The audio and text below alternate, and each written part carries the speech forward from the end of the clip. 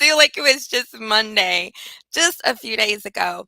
But it is a Monday again, y'all. And you know what that means? It means a new week. It means new possibilities, new opportunities, um, new conflicts, right? That are going to give us some ideas of new resolutions and new pathways. So, I've just decided that no matter what comes up this week, that I'm going to see it as a good thing. Period. I must seek the good. And the Bible tells us that you seek what you find. I mean, you find what you seek. You seek what you find. You find what you seek. You really do. God says, "Seek me with your whole heart, and you will find me." And so I just think that there's a principle there that whatever you're looking for hard enough, you'll find it. If you look for a fence, you'll find it. If you look for a problem, you'll find it. If you look for an issue, you'll find it. And it doesn't necessarily mean that, those things shouldn't be acknowledged and addressed. But, if you look for the good things, you'll find it. If you look for the light at the end of the tunnel, you'll find it, right? If you look for the silver lining in the cloud, you'll find it. And so I just want to take a moment to encourage you all to find the good, by seeking the good. And it's a decision. And so I think next month, I'm really feeling led to address the Mondays, because it's always like I see it all around me at the start of every week, the dread that comes, and I rebuke that dread. It's time to flip that upside down and allow Mondays to be something that we actually look forward to. So I just wanted to throw that out there. But just wanted to also give you all some time to jump on. I am Dr. Wanita Mercer, and I am the founder and chief heart leader of Lead My Heart Coaching and Consulting. And every month we bring to you a free series to just share information, to share our heart with you about some things that we know that you're dealing with. And we just want to step in and help out, right? With some strategies, with some wisdom and some knowledge, to really help you achieve your goals. That's the whole point of this. And so, right now, this is actually the last day. If you're watching this for the first time, this is the last day of this month's series, Cheers to New Beginnings. And Cheers to New Beginnings is all about how do we kick off that new project, that new initiative, that new program that God has given us to fulfill, because it truly is God given vision. So often leaders get anxiety and kind of feel so frustrated and overwhelmed with the responsibility of acquiring vision, of having it. But the truth is, your only responsibility is to get in the presence of God and allow Him to give it to you. And you write it down and make it plain so that you can then take that thing and implement it. And so I just want to encourage you in that also, that you don't have to go find it. All you have to do is receive it. Okay. And so that is the whole point that I want to encourage you in, is that if you can see it, you can achieve it. You have the vision, you can fulfill the vision. God is not a God to just hand out vision to people He don't think can handle it. Right? Even though we think we can't handle it, it's too big, it's too great, it's out of our reach, is outside of our scope of abilities and knowledge and wisdom. That just something simply means we have to expand our capacity, right? To get in line with what God has already seen and spoken over us, And so that's what I'm committed to. Are you committed to that? I hope so. All right. So engage with me as we go through today's topic. Like this video, heart the video, share it on your timeline, share it in your groups, tag friends, tag family, tag coworkers, tag that person you don't like, tag. Comment. Let me know that you're here. Say hello. Ask any questions that you have. Respond. Let me know what your thoughts and feelings are. And then, of course, react as I say things you like, that I say things you love, that I say things you hate, right? All of it. Because I always say change isn't comfortable. Sometimes it can be frustrating. So I don't expect you to like everything I say, and that's okay, right? I don't like everything I say either. But it comes from wisdom, it comes from a good place, and it does challenge me as well as I pray that it challenges you to do better, to improve, to develop, to work in excellence, and be everything that God has called you to be. Amen. Amen. Okay, so here you can see all that we've been covering throughout this series. Day one, step one, we talked about construct the vision.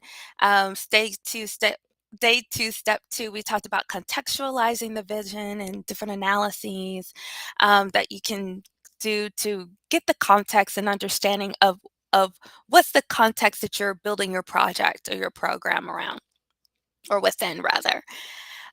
Step three, day three was constrain the vision, right? Not only establishing boundaries, boundaries are good, they're healthy, but also learning to manage the constraints that are put on us as well. And then day four, step four, we talked about communicating the vision and using different approaches, ethos, pathos, logos, kairos, okay, to help us do that. And then step five, day five that was Friday. We talked about controlling the vision, which is so important to control it with infrastructure. Okay, that's the key word there, building the infrastructure to be able to know what you have, to develop processes, guidelines around it, those protocols, processes, and procedures, right? Those three P's, to make sure that whatever you're continually wanting to do, that you find a way to institutionalize it, right? To build structure around it. And the key scripture that we kind of got wisdom from on that day was um, talk it was initially it's of course not initially, it is talking about Jesus. But the first verse basically oh gosh, I'm so like tongue-tied today. The verse says that the stone that the builders rejected became the chief cornerstone. And so the point that I wanted to make there is that even if you think building infrastructure is not important, that you can overlook some things, you can get by without building it, that stone that you're rejecting can be the chief cornerstone later, right? And really stop your progress, really tear some things down, really set you back. And so it's so important that you key in on infrastructure. And then today, step six, day six, our last day of the series, we're talking about conveying the vision. Okay, conveying the vision. And so when you look at the image here, you see um, oh my god, magnifier. Oh my gosh, that just went out of my head. The magnifier over a storybook, right?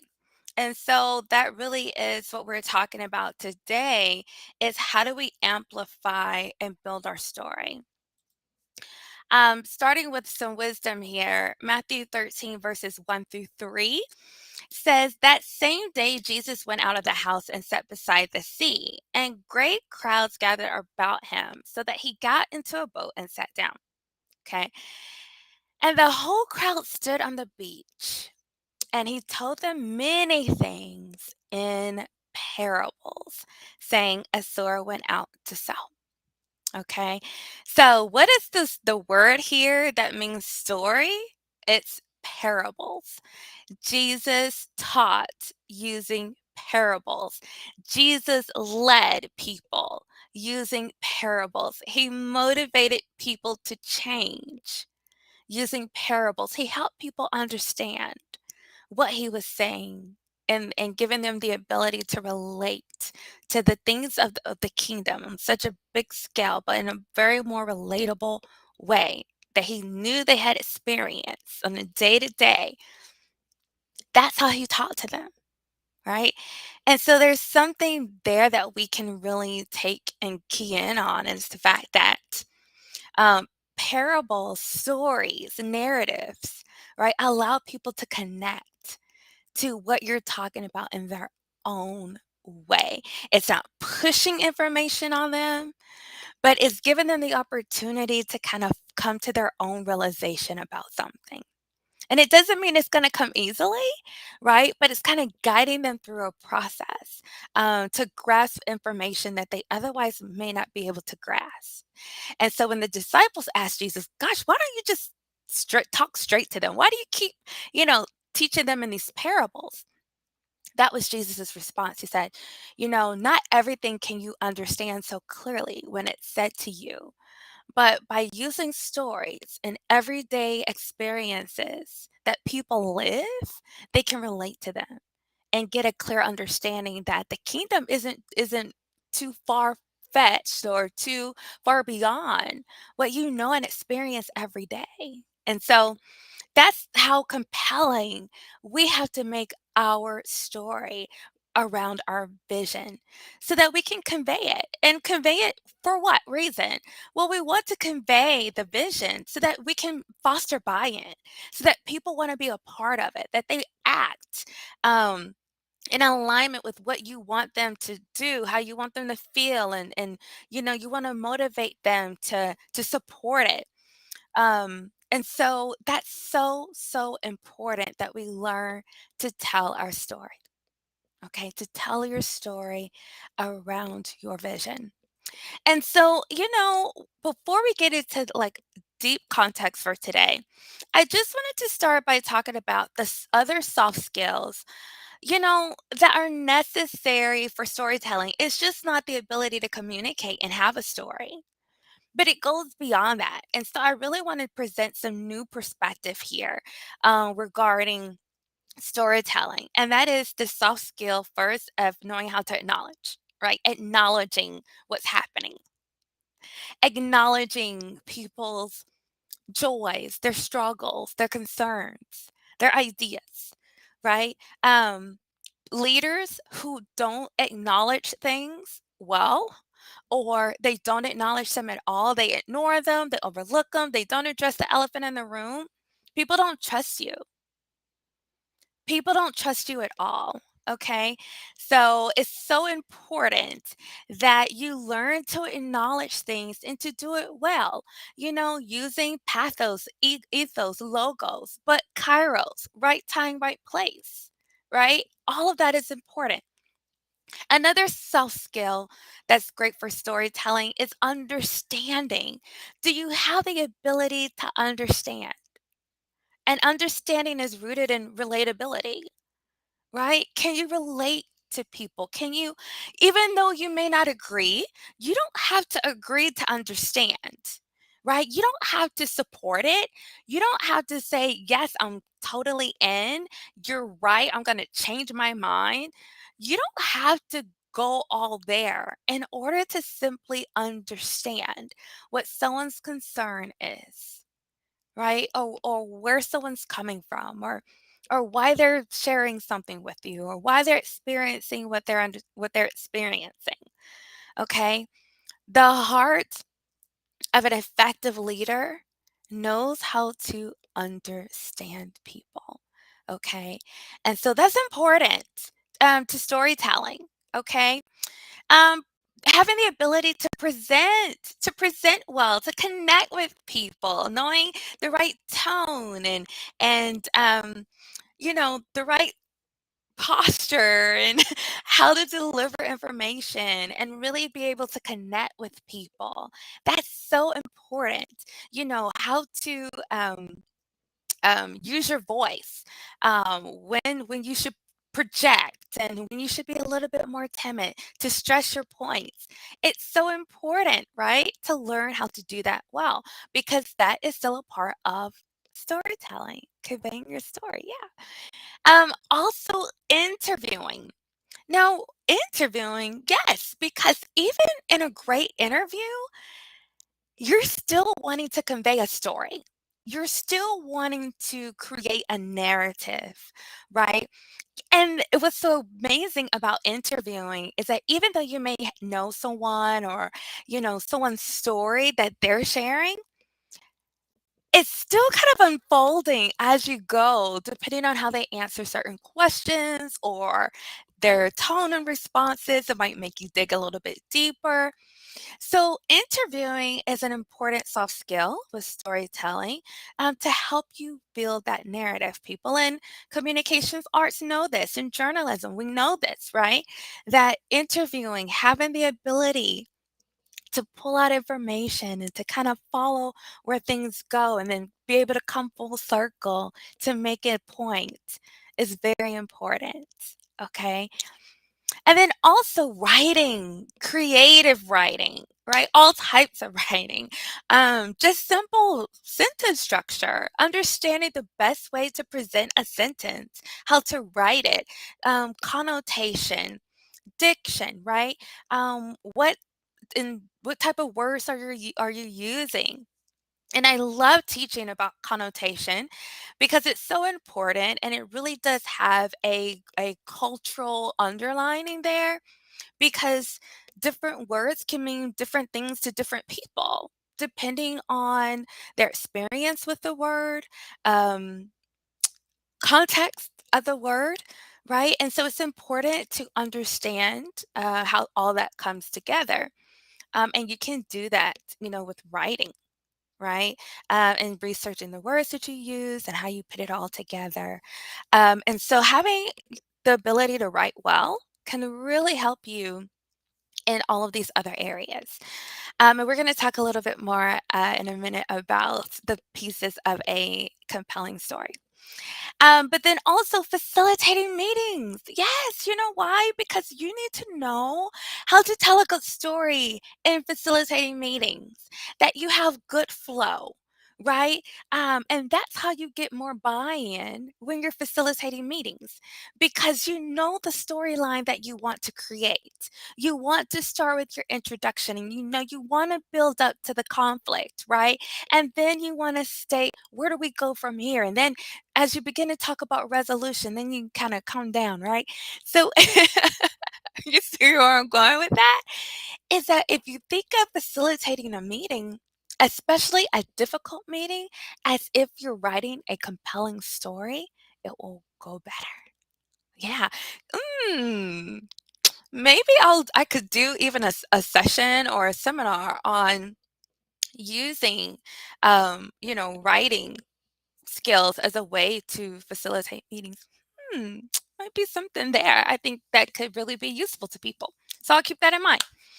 And then managing conflict, same thing, right? Do you understand the story? What is the story there? Do you have all pieces of the story?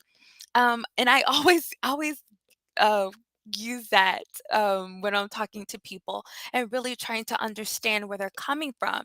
I look for all pieces of the conflict. So, where did the conflict start? Who are the characters involved here? Right? How did we get to the rising action? Right? What happened leading up to the conflict? Then what happened afterwards? Right? What was that falling action? So it's like, do you have all of the story? Right? And when you understand the pieces of that story, then you can manage conflict better and kind of talk people through it and say, okay, now that we have the full story as best as you can convey it from different perspectives, where do we go from here? Right? How do we avoid getting to that rising action again? Right? That led to the conflict. And then negotiating. Yes, powerful skill to have, and able to, again, going back to acknowledging what something is or isn't, understanding the other person's perspective, but also saying, I understand where you are, but this is how we can, meet in the middle. Right. And so having that negotiation skill, that give and take, and building narrative around that can really help strengthen your negotiation skills, but then also negotiating can help strengthen the story. Okay. And then empathizing, so important. I'm a huge empathizer, probably to a fault. When it comes to really trying to put myself in someone else's shoes and saying, okay, not only do I understand, but I'm also trying to tap into the feelings that are being experienced here, whether it's fear, whether it's intimidation, whether it's joy, whether it's fulfillment, but what is the emotion behind the understanding, right? That's how we take it one step further to get to empathy, which is important. And the thing about great stories is that they present them in a way that you can empathize, even with people you wouldn't necessarily be friends with in real life, people that you wouldn't necessarily agree with the things that they do. But the story is so compelling and provides such a detailed perspective into the life of that person and the story that they live that it does foster empathy. Empathy. And sometimes just getting people to the point of empathy could be the difference between them supporting you or not, them investing or not, them sharing what you're doing or not, right? Just to get them to the point of empathy. So these are all great, soft skills that we can all work on developing.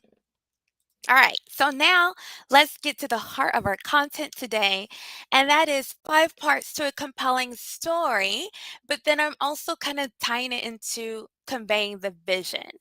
And so you have to have the setting. Let's start there, right? What is the setting here? And so the setting of your vision is the project. It's the program, it's the initiative, it's what you're working on, is that vision God has given you. What do you see? And as you're taking the time to tell your audience, what do you see?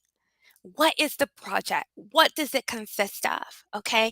And you want to make sure that your goals are clear and concise. Okay? Clear. It is this, it isn't this. Right? Concise, meaning straight to the point. You don't go on, right? But you just say it, you hit it and quit it, and right, you move on. Because the importance here is for people to be able to restate, right? To reconvey what the project is to someone else. Okay? All right. So that is the setting. What is it that you're doing? Okay, where are we? Okay, in your vision. Then the conflict, right? That's another important piece, not in any particular order. I want to say that because definitely who you're talking to might determine the correct order, right? That you want to do this.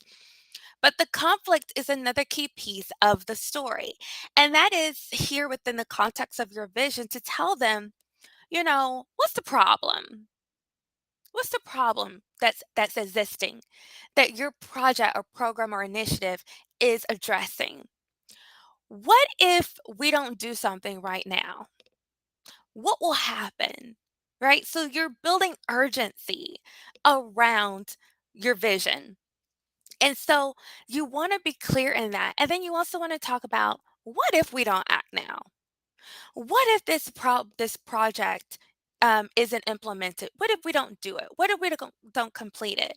Right? What if there isn't a program to address this problem?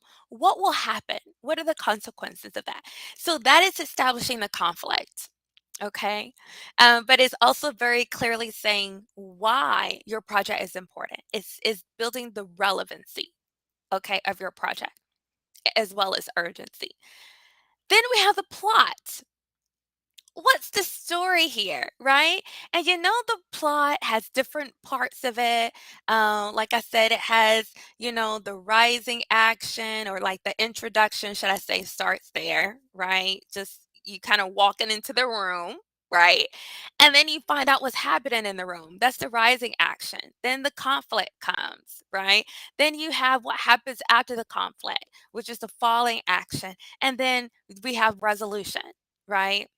How does the story end? What was the happily ever after? You hope, right? Um, so the plot here is you're telling your story, and this is where you can get really, really creative and using imagery and empathizing words and your pathos, right? To really build a great story around how your project is going to bless people. How is it going to serve people? How is it going to meet a need, right? That can be through experiences, through, like I said, imagery, showing pictures, and all of that. But then you also want to be sure to connect what's happening and the expected outcome with your audience's values and their goals. You want it to be relatable, right? And so the more your story can tie into that, the more compelling it will be. And that is the truth of it, because you want everyone under the sound of your voice, as we say in church. Um, you want everyone under the sound of your voice to be able to relate to what you're talking about in some way. Okay. So this is where we establish relatability, and that is key. So then the next thing, you talk about the characters of your story. That's you, that's your organization. Who are you, right? What expertise, experience, convictions, great word, right? You felt something when I said that, right? That's a great pathos word, convictions. Do you hold that equips you to be the best person or people to lead this initiative? Right? Why are you the best people to do it? Why are you the best people to address it? Okay, so this is where you're establishing credibility, okay, which is so important. Um, the characters could be even telling them more about, I'm trying to think about this in a different way too. You could tell them more about the people you serve. If you didn't do such a great, maybe I wouldn't say such a great job of that in the plot about who it's going to bless, who it's going to benefit, but you want to be sure to kind of capture all of that. The characters could even be telling them who they are, them being your audience who's listening to you. Like, hey, let me tell you who you are. You're a powerful people who can make the difference in the lives of these youth. You are an influential people who can make a difference in the lives of women. Yeah, yeah. See? So take that time to tell people who they are, because then that's going to help lead you to the resolution. And when you're trying to tell a compelling story, the resolution is the people you're talking to, because they need to know that they have a great part in solving the problem and helping the project, program, or initiative be implemented, be completed, to be established. And that's so important. Okay. And so you want to tell them why you need their amazing and invaluable support. Did you hear that? Their amazing support, their invaluable support.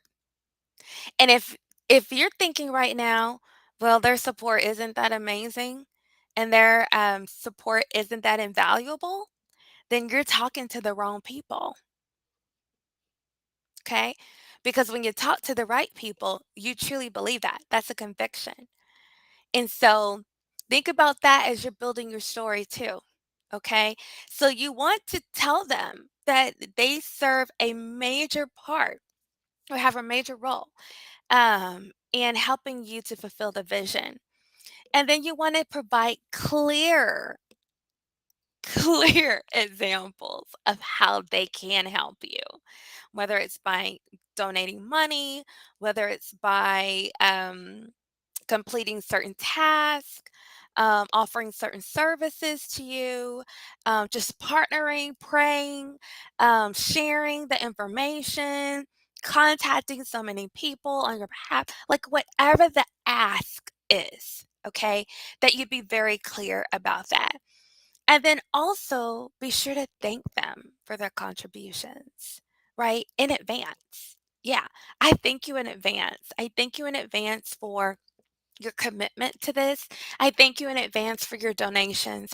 I thank you in advance for your sincere consideration, right? Because that's how you show that you have faith to believe that they're going to act. on what it is that you need them to act on. Okay. So that's important. And that's how you build a compelling story.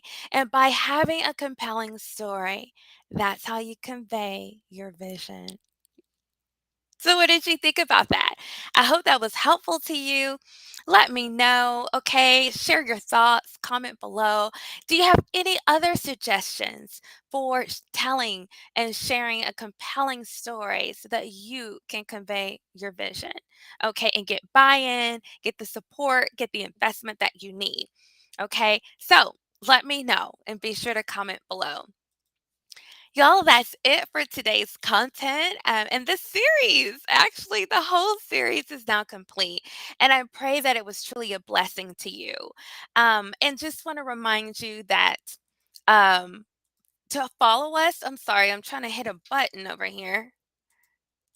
There we go. Okay, just completely messed up my um, closing here, but I'm trying to find this button.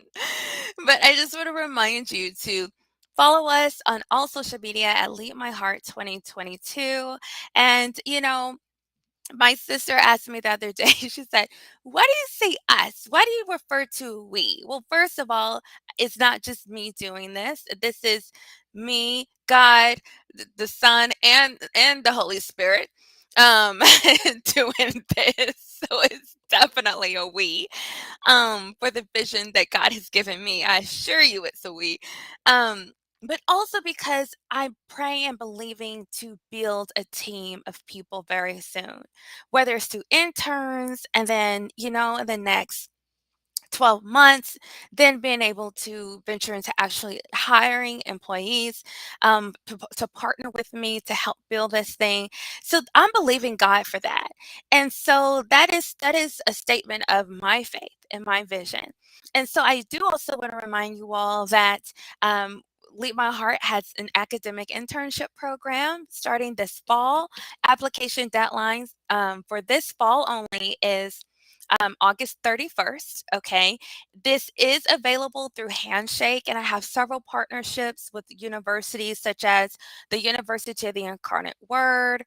Um, I believe Texas A&M San Antonio as well, St. Mary's. And then I also have those that are remote, like Vanderbilt University, Fisk University, as well as some others.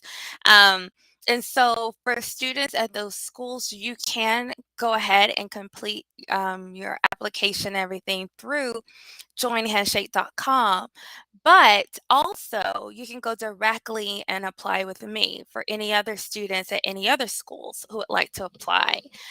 You just want to make sure that my internship is going to meet the standards that your intern course requires, because all the students who apply for this internship must be enrolled currently in an internship course, and you must be at least a junior or senior in college, okay? To be able to do that. And so if you have any questions, feel free to reach out to me. But I look forward to meeting applicants and interviewing you all and getting you on the team very soon. So you can just scan the QR code or go to leapmyheart.com/interns with an S at the end. Okay. All right, y'all, that's it. Thank you so much for joining me, and thank you so much for your support of this series. Cheers to new beginnings, because if you can see it, you can achieve it. And y'all remember, in everything you do and with everything you have, love God and love people. Goodbye.